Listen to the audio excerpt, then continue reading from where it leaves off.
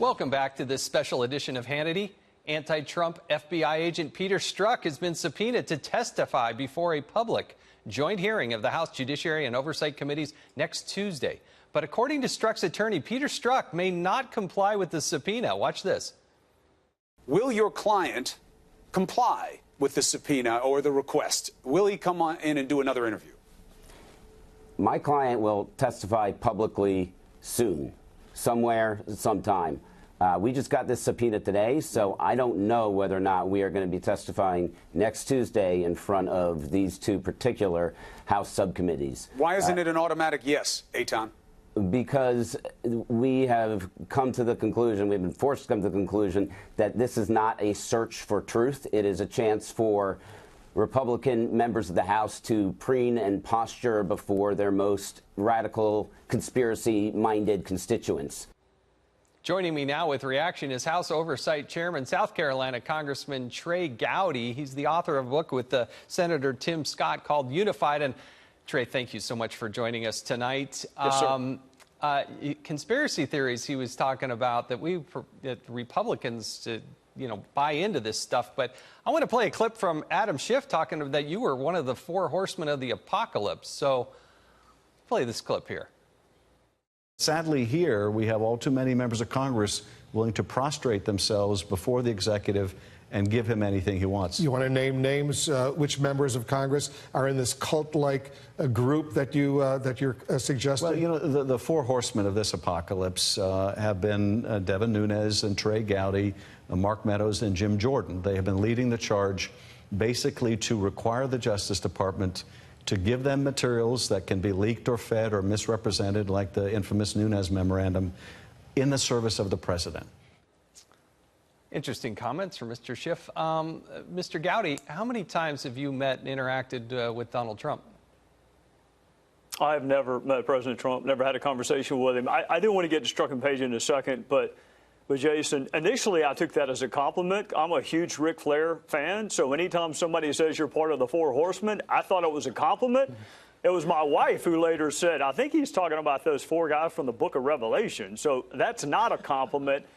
Let me tell you this about Adam. Adam's had a terrible last couple of years. He wanted to be the Attorney General under Hillary Clinton, and no one in the country worked harder to protect her than Adam Schiff. He wanted to be the head of the CIA. He wanted to run for California and run for Senate in the People's Republic of California, but he couldn't win either of those seats. So now he wants to be the chairman of the House Intelligence Committee. Speaking of the apocalypse, Adam Schiff wants to be the chairman of the House Intelligence Committee.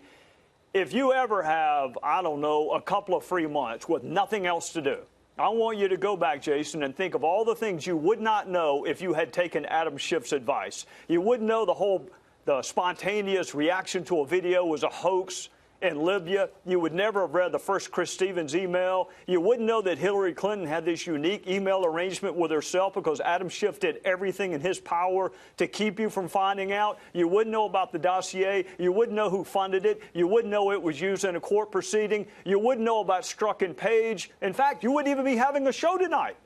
You wouldn't be having a show about Strzok and Page if Adam Schiff had had his way. So, look, if they secede from the union and President Maxine Waters wants to make him the Attorney General in California, more power to him. Otherwise, I don't think anybody on my side of the aisle gives much of a damn what Adam Schiff thinks.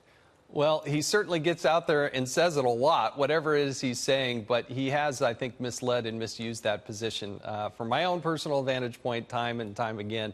Now, coming before you, though, is this Peter Strzok. As I recall, he originally said he would voluntarily testify, that he wanted to get out and tell his story, but then you heard his attorney in that clip say that he may not show up.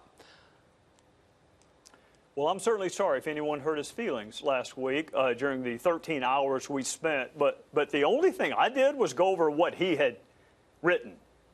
So if he's offended with things that he wrote. He wrote a lot of text. There are emails. It's an unprecedented level of animus. So, of course, he's going to be asked, what did you mean? I can't use all of the words on a family-friendly show like yours, but what did you mean by blanking abysmal? What did you mean by blanking this? We went through all of his texts. Here's what's important, Jason. He's supposed to be investigating Hillary Clinton for potential violations of the Espionage Act. In March of 2016, when he's supposed to be investigating her, he hadn't even interviewed her yet. He thinks that she should win the presidency 100 million to 0. Jason, she wasn't even the nominee at the time. They didn't even have a Republican nominee at the time. But she's going to win 100 million to 0 in March of 2016, and this according to the guy who's supposed to be dispassionately and objectively interviewing her. Then in July, when the Russia probe started, he is saying terrible things about the very person he's supposed to be objectively investigating. And then we get to the Mueller probe. You know, I mean, he's been on all three: Hillary Clinton, Russia probe, Mueller probe, until they found his text. He's talking about impeachment even before the House Democrats and MSNBC were talking about impeachment. He hadn't been on the case 3 days before he's already talking about impeaching the president. So, of course, we're going to have a lot of questions for him, and some of them might actually be uncomfortable. But he's going to come before a public hearing, whether his lawyer thinks he is or not. He's coming. I'm sure he would rather go in front of Adam Schiff. That's what I read. He'd rather go in front of Adam Schiff. They got a lot in common. They both wanted Hillary Clinton to be president. I get why he wants to go there. But he's going to come before our two committees, whether he wants to or not. Well, you know, look, Peter Strzok did not have an insignificant job. As I like to say, he didn't work for the Fish and Wildlife Department. He was the #2 person in counterintelligence for the United States Federal Bureau of Investigation. They have tens of thousands of people to choose from. Have you been able to find out why is it that he was selected or appointed to go be on the Mueller probe? Well, you got to go all the way back to Clinton. He was on the Clinton probe. And then in July, not only was he on the Russia probe pre-Mueller, he was the lead agent on the Russia probe pre-Mueller. So in July of 2016, we just gotten through Jim Comey with that unprecedented press conference. And 3 weeks later, he's working on Donald Trump's campaign and the Russia probe. I think that group was then transposed over onto the Russia probe, and then many of them were transposed over onto the Mueller probe. I will give Mueller credit for this. The moment he found out about these texts, he got rid of Peter Strzok. But here's what you ought to be asking yourself. If it was bad enough for Bob Mueller to get rid of him, the moment he found out about the text, these texts weren't written in March of 2017. They were written in March of 2016. So he never should have been on any of these three probes. If the animus was enough to kick him off when you found it, the animus should have been enough to kick him off when he said it, which was early in 2016. Completely the wrong person. The FBI's reputation, look, there are lots and lots of fantastic FBI agents, 99.9% of them.